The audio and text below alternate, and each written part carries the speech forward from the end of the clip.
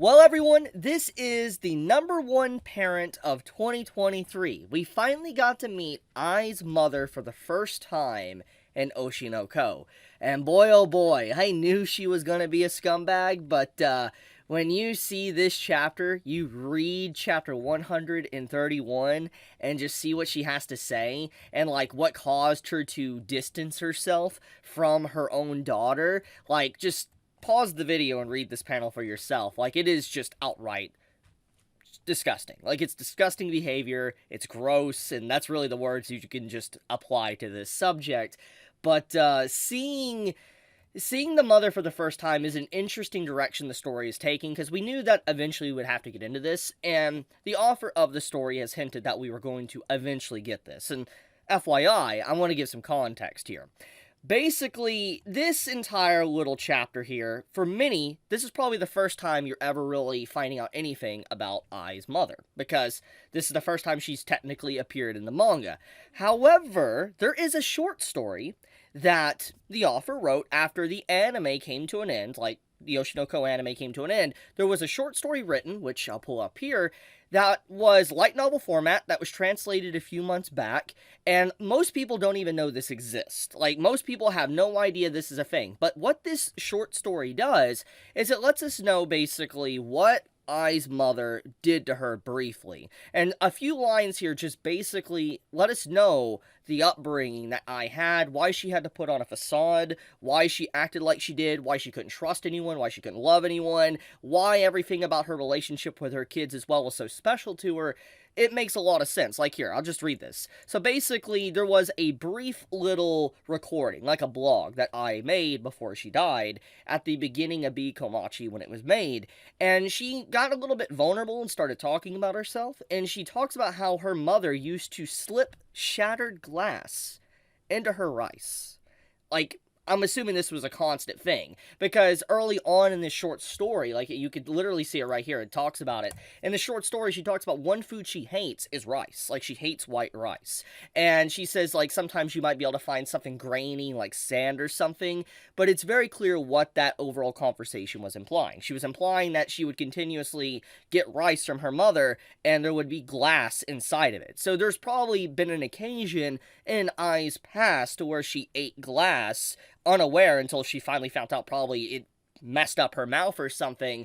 It's an incredibly sad little detail about Ai's character that is revealed by this short story, and it kind of, goes into this segment with the mother and just really hammering in just how bad of a person she is, because she doesn't even talk about it, and it's very clear, because it's like, how's she supposed to explain this to someone, like, explain this to Aqua, like, oh yeah, I used to feed your mother glass in her rice, that's not just something you tell in a conversation, you can't do that, but, let's actually talk about her as a character, okay? Besides obviously saying she's a scumbag, horrible mother, and all that, the big thing about her is that she does show some form of guilt. There is guilt here within her. Does that mean that she's a good person? No. But she does have guilt. She does say that the best answer for, like, her life and Ai's life was to separate herself. She didn't want to ever meet Ai again because she realized she was a person of habit. She would redo everything she did in the past once again, and so to save herself and to save her daughter, she decided to just say, I'm never going to pick her up from the orphanage, I'll leave her there, and that's it. And obviously it was a very selfish and just hammers in just how bad of a mother she is, but she also indirectly justifies her actions by trying to save Ai and why she was outside of her life. So there's a lot going on here with this character, but yeah, I feel like a lot of people that read this chapter will look at it and say, yeah, she's a bad person. This is very dark. I mean, this panel alone is just incredibly dark. If I even really tried to discuss this topic here, YouTube would just take this video down. So I'm not even going to discuss what's being said in this panel. But the point of the matter is that when you first see this, you're like, yeah, this is really gross. But then you find out even more thanks to this short story, and it's wild. Oh yeah, I want to talk about a few little details about this, because since I brought it up, and there's probably a lot of people that, once again, had no idea this existed, this is pretty much a old B-Komachi member, the original B-Komachi, that was jealous of Ai, looking back at her past and trying to find an old interview or blog post of Ai, like something about her. And she absolutely did not like her whatsoever. But she decided to venture in the internet, found a very, very old school file, a video, so to speak, and she was able to find it. She also was able to crack into a blog thanks to a passcode, as you could see here. So it kind of showcases that, I really hit it, and the only people that were going to be able to find it was actually the real I talking to the people a part of B-Komachi. And this is a legitimately sad moment here. Like, if you read this, you can pause the screen as well and read it all for yourself, but this kind of details the hidden nature of I as a person before, she put on the mask, the facade, or, just died in general. You see her just trying to say, I'm very sorry, let's talk to each other, we're pretty stiff. Like, it's clear she's not dumb. And one of the big things that, the manga has tried to paint in the latest chapters, like the director basically said that I was very dumb, or she acted very dumb.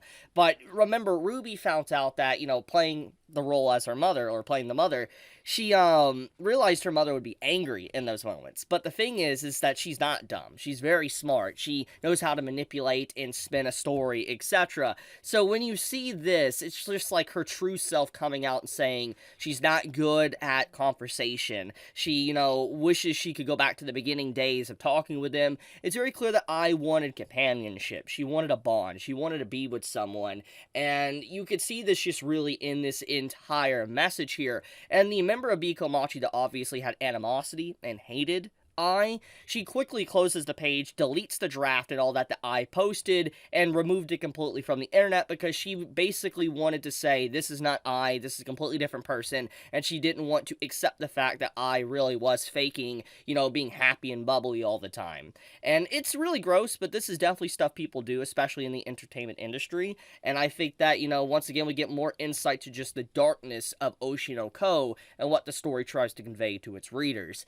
But, besides all of that type of stuff, this chapter is legitimately good. We get to see, like, a lot of progress and stuff with the film, getting to see kind of just, like, the origin story of and how she had her last name, why nobody really looked her up and all that, because, there was someone that filled in the gaps and all that as a foster mother. There's a lot of stuff here we learned about this chapter, but, I feel like as more chapters continue to come out, we're going to get more and more, like, dark elements of Ai's past popping up, because it's like, this is just the beginning. This is just finding out the beginning of what led her to the orphanage and all that. We've yet to really dive into her, like, love story. When she met, her lover that eventually had Ruby and Aqua, we don't even know how that really happened, and, the separation and all that. So there is a lot that's going to be going on there. But, yeah, just, what a chapter of Oshinoko, man. Like, it's crazy. Like, I've been enjoying the memes of the latest chapters we've had, but I'm going to be honest with you. What I really do like is the dark storytelling that this show does, or manga and anime does. I love psychological, and I just love series that make me think, and this is obviously one of those series that do. And so chapter 131, really, if you've been missing the darker side of the story, this is more or less a return to form of the previous content of the manga. We even have Akane as well, reappearing in this chapter. She starts talking about how she was there to stop, Aqua from doing anything dangerous or self-destructive. She's very sane-ish in comparison. She's not normal as we know as a character, but she definitely seems a little bit more saner or grounded, and she's being, at the very least, more blunt and honest with Aqua, which I think is really nice. See, there's no facade between these two characters, especially when I've just been on a whole tangent of talking about mask and people not showing their true feelings, so it's nice to see Aqua and Akane being able to have, like, a truthful conversation to a degree. But, I guess I'll leave it at that. If you enjoyed the video and you, were, interested in finding out more about this short story, like, you did not know this existed and I shocked you by it, do leave me a like. It does help me out a lot. I would greatly appreciate it. Love you all. Be safe. Stay healthy. Chibi out.